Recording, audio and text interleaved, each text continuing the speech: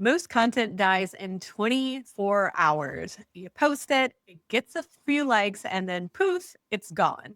But what if your content actually appreciated over time? And what if the piece of content you created last month was still bringing people into your world and getting them to buy even 6 months from now? That is what anchor content does. It is not built for the algorithm, it is built to last and it is built to sell. Today, we're going to show you how to create content that compounds, drives long term traffic, and moves people towards your offers without you lifting a finger twice. Because the businesses that win aren't posting more, they're building assets that work while they sleep. And by the end of this episode, you're going to know how to build a content library that gets stronger with time and turns strangers into buyers month after month after month. Quick pulse check for the audience. How much of your content from 3 months ago is still actually working for you? How much of it is bringing in leads and actually warming people up?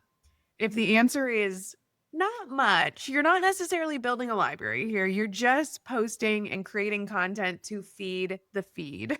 So I think Rachel and I see this time and time again with our clients as that they come to us and they are burnt out and exhausted from posting on Instagram all the time. A lot of them will have like I would call them sporadic lead magnets, but they're not really strategic lead magnets. And what we try to do when we kind of go in and work with them is build out a strategic ecosystem, kind of like we talked about in our last episode, so that they can kind of hop off of that treadmill. So I have one client, we're about 3 years in with this strategy right now. So we've really been able to see the long term results from it. And we'll go into a little bit what this process looks like. The gist of the matter is, I was looking at her traffic dashboard right before I hopped on, and I could identify last month, due to her traffic, she had 735 visits from Google. She had about 40 from Instagram, and she can consistently post on Instagram every day. We post one article a month on her blog, but the difference between posting on Instagram and posting on your blog is that the visits are going to compound over time and you're really going to start to see that exponential growth in your traffic. So you're not constantly having to be on the algorithms treadmill. Yeah, I have a client, very similar experience where she has a very large social following, but she has put in the foundational work for a very strong SEO strategy. And like every time we do our monthly analytics checks, like I will gladly, as an email marketer, concede my top seed or the top part of traffic to an SEO strategy that's absolutely killing it.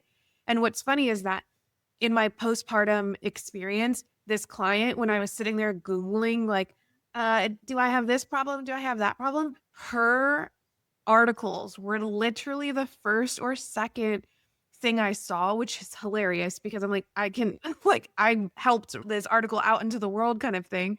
And so that is how you just see this, like, the compounding effort that is like so strategic and builds that momentum over time versus when you post a social post and having it just expire, or when put so much time and effort into like 5 posts a month, but are 5 posts a week.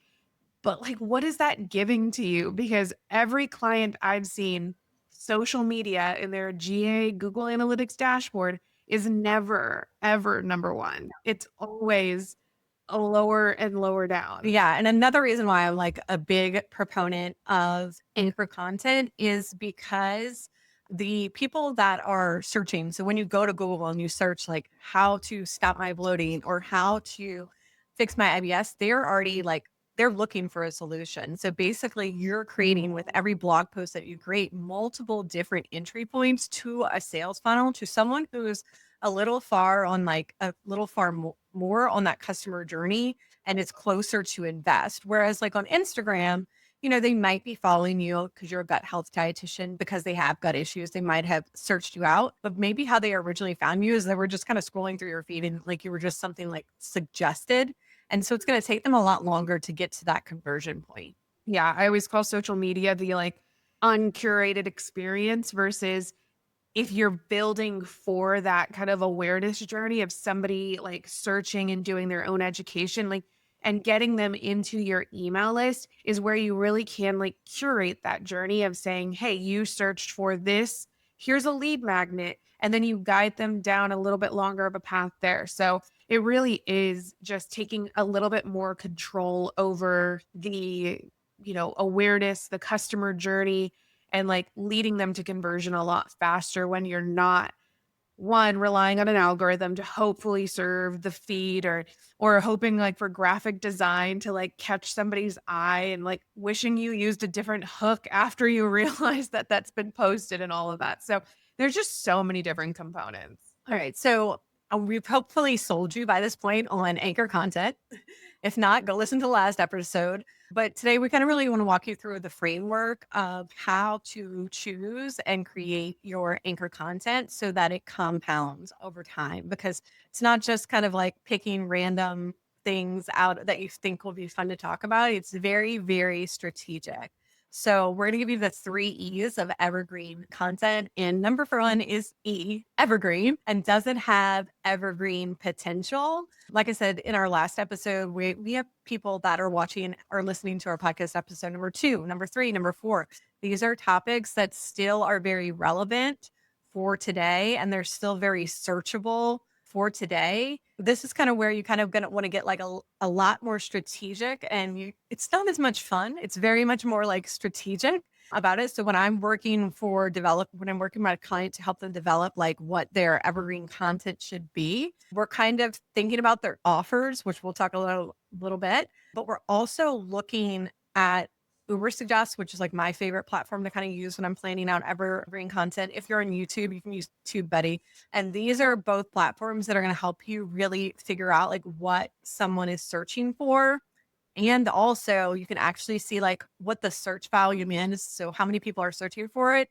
And then you can see what the competition is. So how many articles already exist? And so how hard is it going to get ranked on the top page of Google or YouTube or et cetera?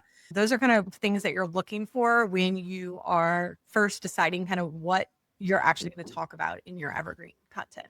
So once you've kind of decided like where you're like what format is it going to be a YouTube video, a blog post, like a podcast, whatever that may be, like then you kind of have to look a little bit further into like energy. So the second E is energy. Can you sustain this format for the long haul? Jess talks about her experience with YouTube.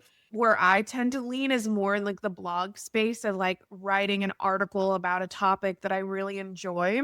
And so if you love talking, go into the podcast YouTube space. If you love writing, go into the blog, the newsletter archive. I recently just put out something that's like a private podcast that I think I'm going to make public because it really does feel like that's like maybe I just add some little impromptu episodes to that. So it's like really looking into like what aligns energetically with how you can do output. All right. And the third E is ecosystem fuel. So we're not going to just use this one piece of content once and forget about it. We want to break it down into multiple different content, different pieces. So really being strategic about how you're writing the content. I think that format that if you've listened to our podcast, you can tell me and Rachel will follow a very strategic flow of our content where it's usually an intro, there's 4 or 5 different points, and then we close it out with a recap and then our CTA. And that's kind of what I train my clients to do as well, because you're able to take like each different point and each of those can become an individual newsletter or Instagram post, or you can do a carousel with all 4 posts. So just being really strategic about how you are not only choosing your content, how you're going to show up, but then how is it going to be able to break down. Even with these podcasts, we are very strategic about like different hooks that we put into our script so that we know later on we can go clip that out so that it can be a great piece of social content later on. So it's just making sure that this content that you're creating, because it's going to take a lot more time, effort, and energy than just putting out an Instagram post really quickly. You want to make sure there's a lot more intentionality behind it. Yeah. And you can even go beyond because like I've introduced this to a few clients and they kind of sit there and they say like, okay, well, what is that anchor content? And like the way that I personally do this in my own strategy is that I look at my month and I look at just the beginning of the month as my like lowest awareness.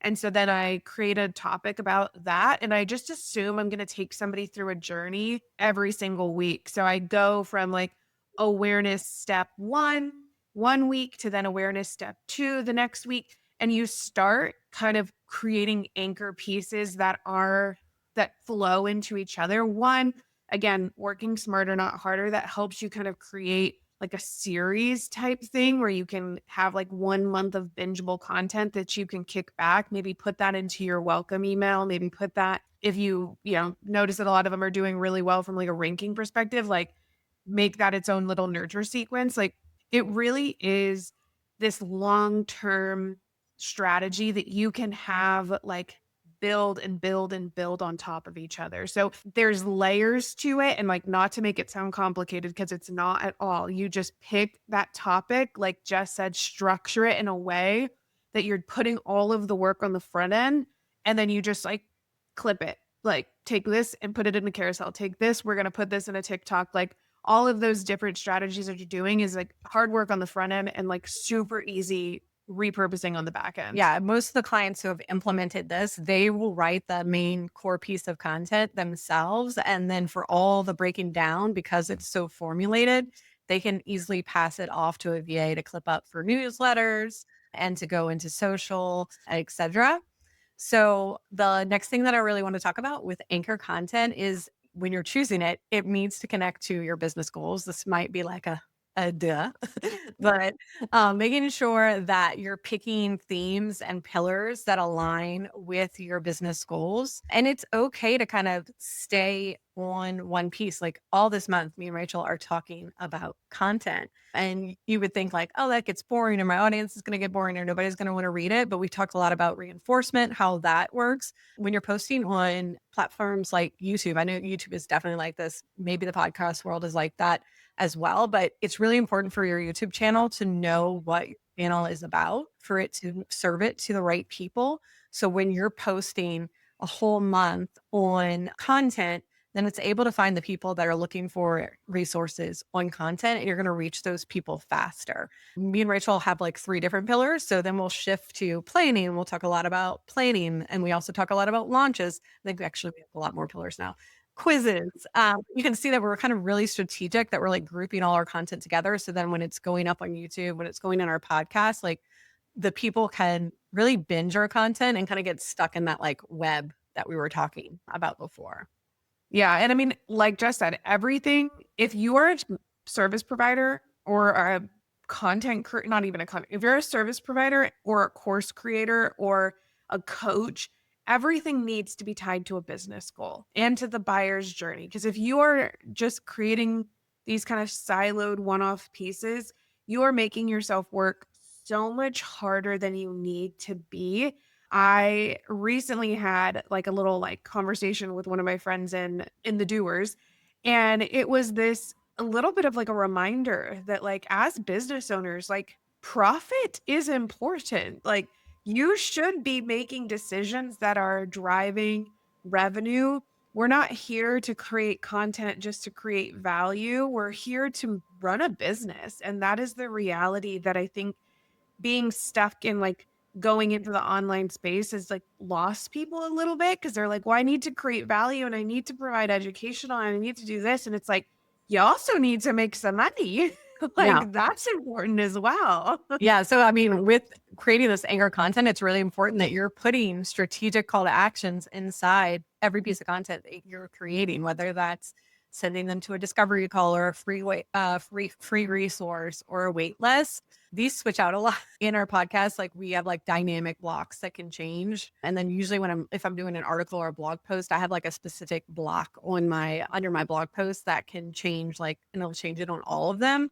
So you kind of have to be a little more strategic about that, or like putting CTAs on your sidebar is really good, but just making sure that there's like a soft CTA, and even if it's just like an evergreen CTA to go to your discovery call or wait list, but your content should be building a bridge to your offer. Yeah, and like just put a little side note in your calendar when you're doing your like monthly auditing or quarterly auditing to like have just like a list of like what call to actions you're in. Like if you have an old lead magnet that's pointed in an old blog, like and you have good traffic in that blog, like you really want to make sure that you're capitalizing on that traffic and putting it to your most relevant piece of next step in your flow. Yeah, and I believe Google Analytics, you can see like where people are hitting like the 404 message. So that's a really good way to audit that. I have like a traffic dashboard that I set up for all of my clients, and it'll have the last page is like these are the pages that someone got 404, and we're able to go kind of like redirect those out. But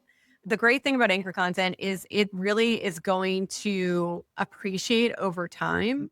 I just love looking at my client. I have one client who has a why I can't handle alcohol anymore. I think it's so many visits, and she wrote it like 8 years ago.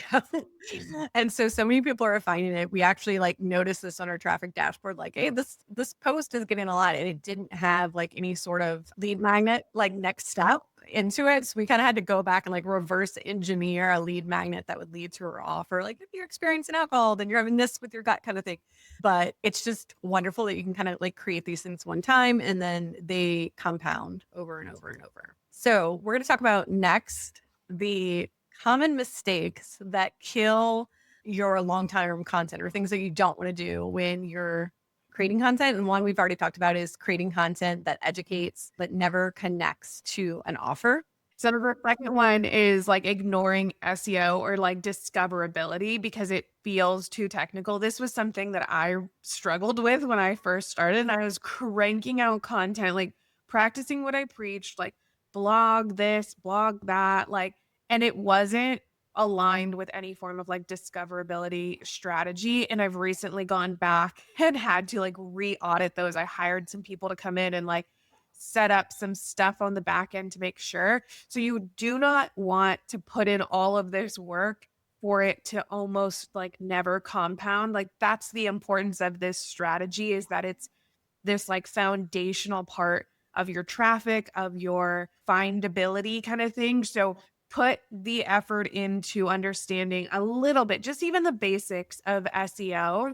And maybe just we do an SEO podcast or SEO episode Yeah, I was because actually just thinking I have a you are really good like SEO SOP that I use to train my clients VAs on how to do their blog post SEO and kind of like what to look for. So if you would like that, just message us on Instagram and I will send you a link to that Notion board. But we can probably do a follow-up like entire SEO yeah. podcast down the way because I have been deep in SEO land for a while. Totally. And then the last common mistake is never updating your call to actions. We've gone through this where these are very, very high traffic pieces, but your pieces are leading to nothing. They're leading to old offers, they're leading to 404 pages. You really want to make sure that you're taking advantage of any bit of traffic that comes in from these like long term anchor pieces. All right, so we've got a little bit of an implementation challenge for you now. We want you this week to pick one topic that will still matter a year from now that is related to something you sell. And I want you to write the blog post, record the episode, or film the video, whatever your preferred type of format is. Before you do that, ideally, go over to Uber Suggest, and you can do it for free. I think you can do like 3 free searches a day. Go type in what you think your client is searching for. Pro tip with this is like use generic terms that your client would use. A lot of times my like dietitians want to work like say like digestive health, but it's really like stomach problems is what the clients are searching for. So go and find a topic, check out, it'll if you type in stomach problems, if you are a gut health dietitian, Uber Suggest is going to give you a whole list of keywords related to stomach problems. So that might be why do I have stomach problems or cure for stomach problems or why do I always get stomach problems? And basically, you can look down the list and see what has high search volume but low competition. And you're going to kind of want to like tailor your topic and title to those things so that you get a pretty good chance of showing up first on Google. And so that is your homework. We want to make sure that you go back and do it. All right, so let's do a quick recap on this anchor content topic. First of all, anchor content doesn't expire. It is that over social media, like choose anchor content, trickle out, and repurpose down. It is going to help you compound your traffic and your revenue more so than posting 5 times a day strategy. Lastly, you really want to like lean into your energy here, like choose the format that you're going to be able to maintain. It's searchable, it's sustainable, and most importantly, that it's connected to your offers. And then you want to focus on evergreen topics that are going to naturally lead people into your ecosystem so that they can start on the nurture sequence, be included in your next launch, whatever the case may be. And lastly, one of the most important things that I think this is a strategy or a best practice for is that this content library that you end up creating with your anchor content becomes the best long-term sales tool for your business without you having to constantly feed the algorithm and all of that. All right. So if this episode made you rethink how you've been creating, make sure you send it to one of a business bestie. Maybe she is stuck on the content hamster wheel. And if you're ready to turn your acre content into an ecosystem that actually sells, we want you to check out our new app we're building. Get on the wait list. It's called Content Flow Studio, and it's an app that's going to take your anchor content and break it down into 30 different pieces in less than an hour. So make sure you join the wait list. And until next week, we're We're rooting for you. loving you.